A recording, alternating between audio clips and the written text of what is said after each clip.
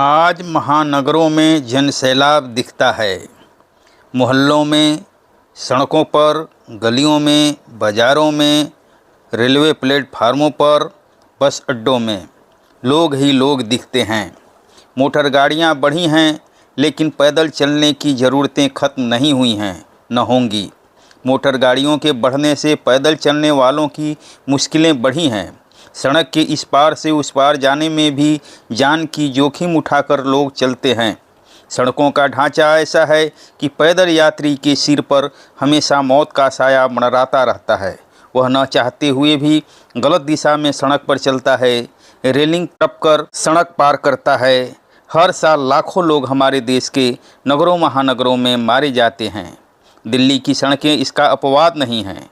जाम, सड़क दुर्घटना, प्रदूषण इत्यादि की गंभीर समस्याओं ने नगर नियोजकों और नगर प्रशासकों को इस बात के लिए मजबूर किया है कि वे नगर को इनसे मुक्त दिलाने की पहल करें। दिल्ली भी ऐसी समस्याओं से दो चार है और इसे भी इनसे मुक्ति की तलाश है। दिल्ली के कनॉट प्लेस में राहगीरी के बहाने एक शुरुआत हो चुकी है। फिलहाल तो यह एक जलसा मात्र है, जिसमें गैर मोटर वाहनों को तवज्जो देने के बारे में एक संदेश दिया जाता है। यानी हम मोटर वाहनों का इस्तेमाल न्यूनतम करें और पैदल यात्रा और साइकिल का इस्तेमाल अधिकतम करें। कनॉट प्लेस में तमाम अफरा तफरी के बावजूद आप पैदल घूमते हुए एक आनंद का अनुभव करते हैं। यहाँ के भवनों में बड़ी बड़ी दुकानें हैं, जिनके सामने छायादार गलियारा है। इसमें पैदल चलने का अपना मज़ा है। यदि आप थक जाएं तो गलियारे के सामने बनी बेंचों पर बैठकर सुस्ता सकते हैं। कनॉट प्लेस में ही है पालिका बाज़ार। यह बाज़ार अंडरग्राउंड बाज़ार है। इस 2 मंजिले बाज़ार में तरह तरह की दुकानें हैं। यहाँ केवल पैदल ही घूमा फिरा जा सकता है। इसके सेंट्रल हॉल में सुस्ताने के लिए कुछ बेंचें हैं। यह बाज़ार केवल ख़रीदारी की जगह नहीं है, बल्कि घूमने का आनंद लेने की भी जगह है। यहाँ प्रवेश के लिए कोई टिकट नहीं लिया जाता है। यह बाज़ार पूरी दिल्ली में अपनी तरह का इकलौता बाज़ार है। पालिका बाज़ार से बाहर निकलने पर भी सामने जो जगह है वह सुकून देने वाली जगह है। आप पैदल घूम सकते हैं। यदि थक गए हों तो आराम से किसी बेंच पर बैठ सकते हैं।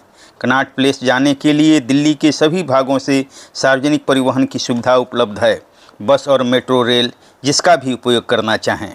राजीव चौक मेट्रो स्टेशन पर ब्लू लाइन और वायलेट लाइन मेट्रो का संगम है। ब्लू लाइन नोएडा और द्वारका को जोड़ती है, तो वायलेट लाइन गुरुग्राम और बादली को। कनॉट प्लेस के पालिका बाज़ार से करीब ही है जंतर मंतर। इनके बीच में एक और बाज़ार लगता है, जिसे जनपथ मार्केट के नाम से जाना जाता है।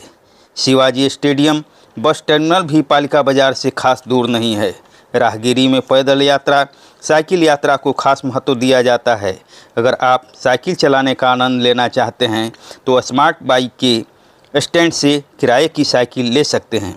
यहाँ स्मार्ट बाइक के कई स्टैंड हैं। परिवहन के इतिहास और अस्थायी रूप की बात करें तो स्पष्ट है कि पैदल यात्रा ही सबसे प्राचीन है और आज भी जारी है। 2.5 शताब्दी पहले तक दुनिया के सारे नगर इतना ही लंबा चौड़ा थे कि उसके एक छोर से दूसरे छोर तक पैदल ही आया जा सकता था कुछ ही घंटों में। तब मोटर वाहनों का ज़माना न था, क्योंकि इनका जन्म ही बाद के समय में हुआ है। जो लोग अपने पाँव से न चलते थे वे दूसरों के पाँव के मुहताज थे। वे डोली में सवार होते थे, जिन्हें कुछ लोग अपने कंधे पर उठाते थे, या हाथी, घोड़े या किसी अन्य जानवर की पीठ पर चढ़कर यात्रा करते थे, या इन जानवरों द्वारा खींची जाने वाली गाड़ियों में सफ़र करते थे। घोड़ा गाड़ी, बैलगाड़ी, भैंसा गाड़ी आदि आदि में। शहर में चलने वालों की रफ्तार कम थी, लेकिन एक सुकून भरा माहौल था। बाज़ारों में चहल पहल रहती थी, किंतु तब लोग ज़रूरी सामान ही खरीदते थे।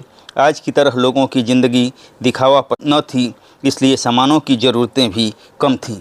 कल कारखाने तब ज़्यादा न थे, जो थे उनमें मामूली ज़रूरत की चीज़ें बनती थीं।